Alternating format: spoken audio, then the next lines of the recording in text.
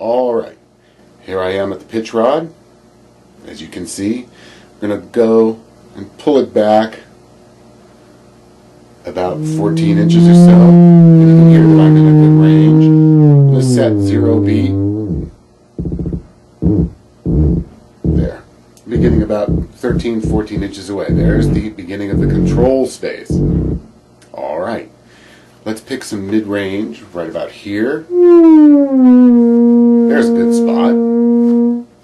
Now, as we've done before, we're going to work with a simple major scale to begin, but it'll get more complicated from there. I want you to go very slowly.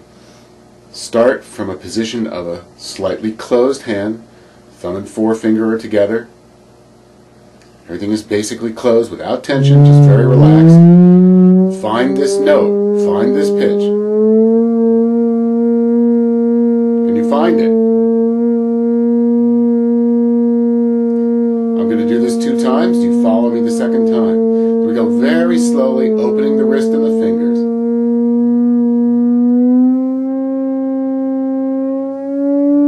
And let the slide happen.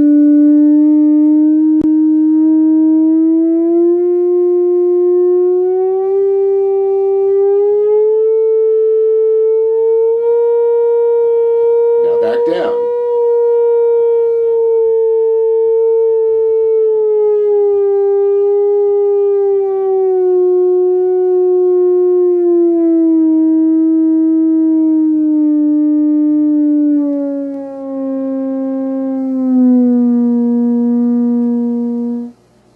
Let's do that again. Again, very, very slowly. Allow yourself to hear all the notes sliding. You simply open your fingers and tilt your wrist forward just slightly. Let's do it one more time. Follow with me if you can. It goes very slowly.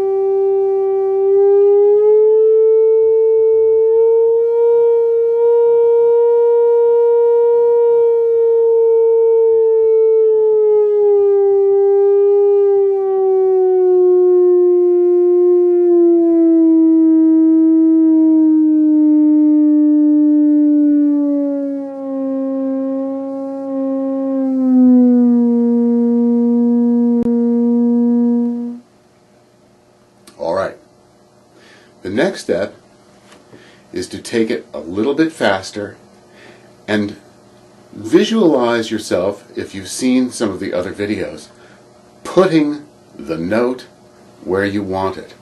Allow the slide, but make a definite stop when you feel you're on pitch. You will hear the difference. As opposed to it sounding like this,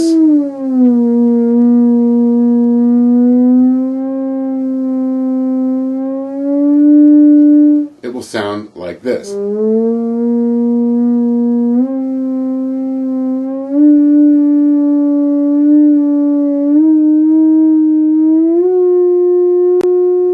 Do you hear the more definite hitting of that pitch? I'm still allowing the slide, however, and I want you to do the same. Let's do it one more time. We're going to go a little bit faster. Find your beginning note. And here we go. Visualize putting the correct pitch where you want it.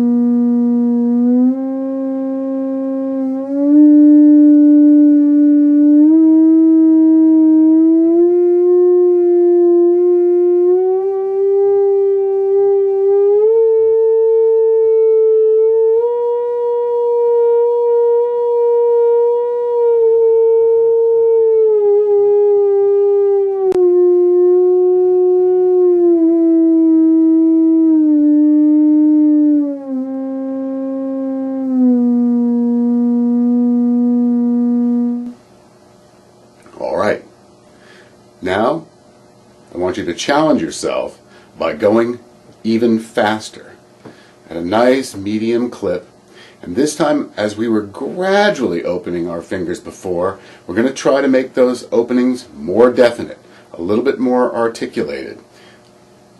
Watch the first time, follow the second. Here's our pitch again. And we're going to go a little faster. Watch the difference in the movement.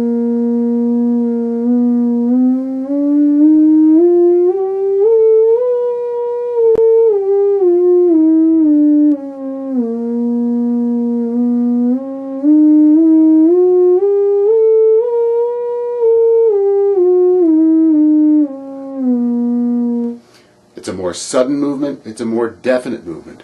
It's also going to be more challenging because it's very easy to overshoot your pitches. Pitches on the theremin, more often than not, are closer together than you think they are. So if you overshoot, just come back and correct. Let's try this together at about that same speed. Can you do it with me? Here we go. Ready? Go.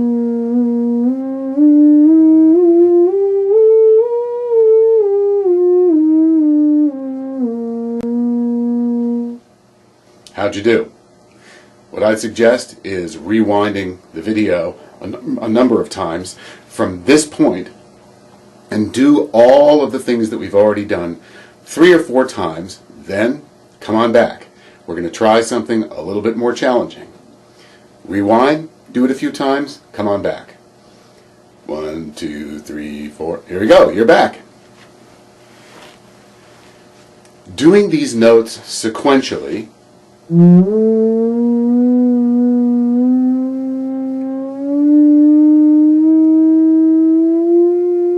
and so on is challenging enough because the notes are closer together in general than your fingers may at first realize. But if you keep working at it, you will be able to get these. Now I'd like us to work in intervals. All we're going to do is work in thirds. As opposed to going like this,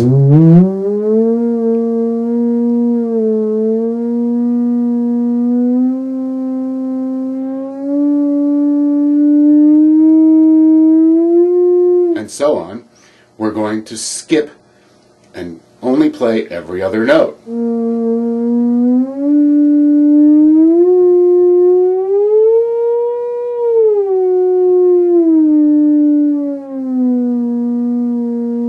Try it with me, nice and slow.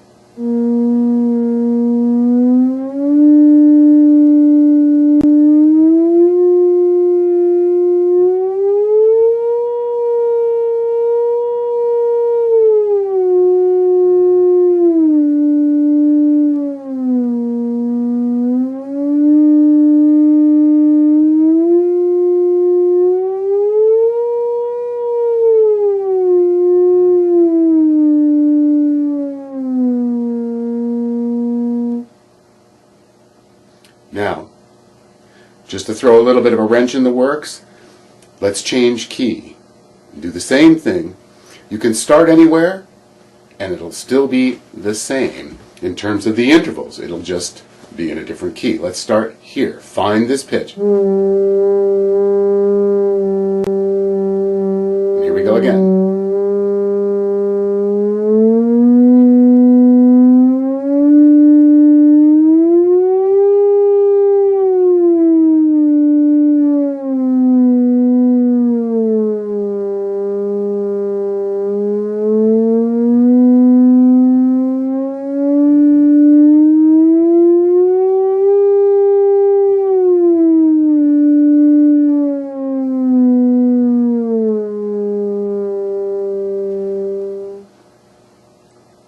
Now, let's stay in the same key and move a little more rapidly.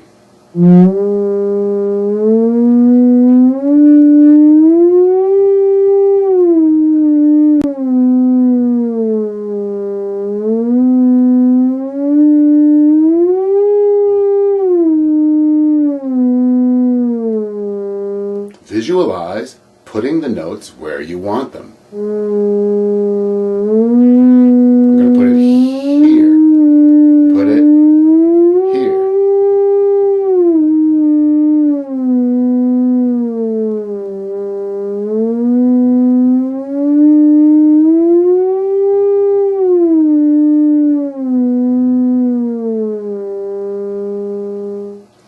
just as we did before, we're going to go even more rapidly with more sudden, direct movements of the fingers to get those same intervals. See if you can do it.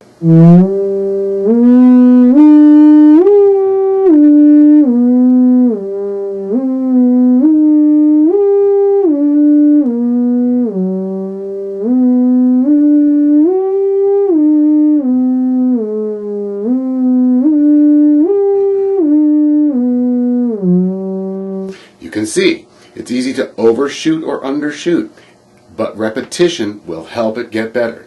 Watch again.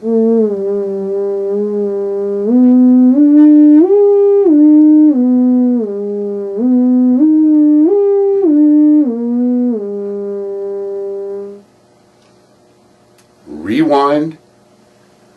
Do this about 3 or 4 times, then come back for the last exercise. All right.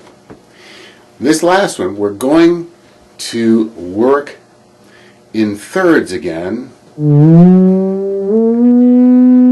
but we're also going to include the scale. So we'll essentially be going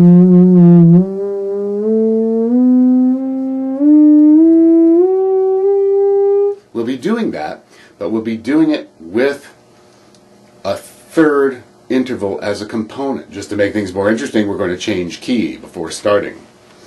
So we're going to go very slowly, just as we have before. Here we go. Pick a pitch at random. And go nice and slow.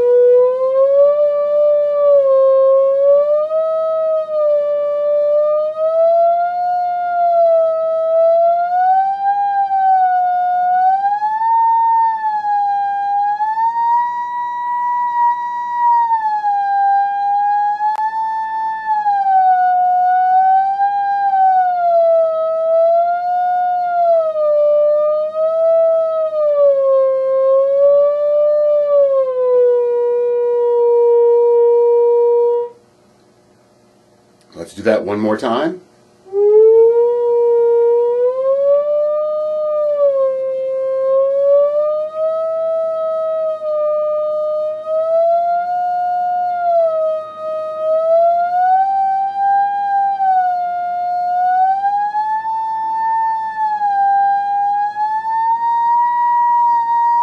And back down.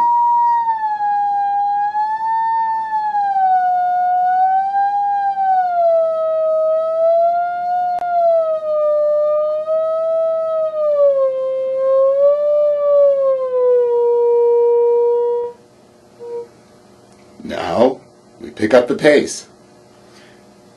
If you need to rewind and do that slow version again, do it until you're comfortable, and then come on back. And here we go, slightly faster, visualizing putting the notes where you want them. Place each pitch. It's a slightly more definite way of moving into the pitches. We're going to go at a moderate speed.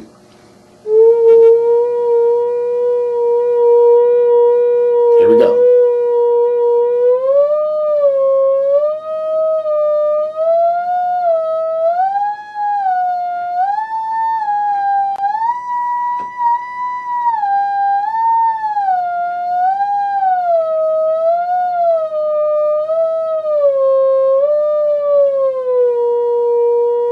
Let's do it again.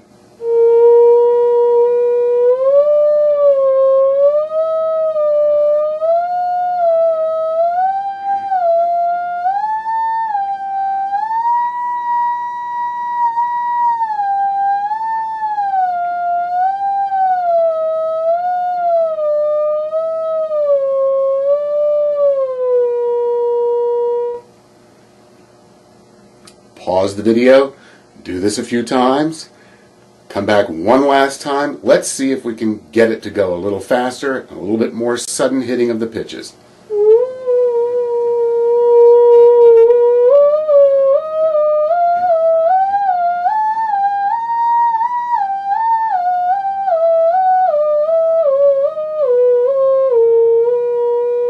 It was a little sharp there. Try it again.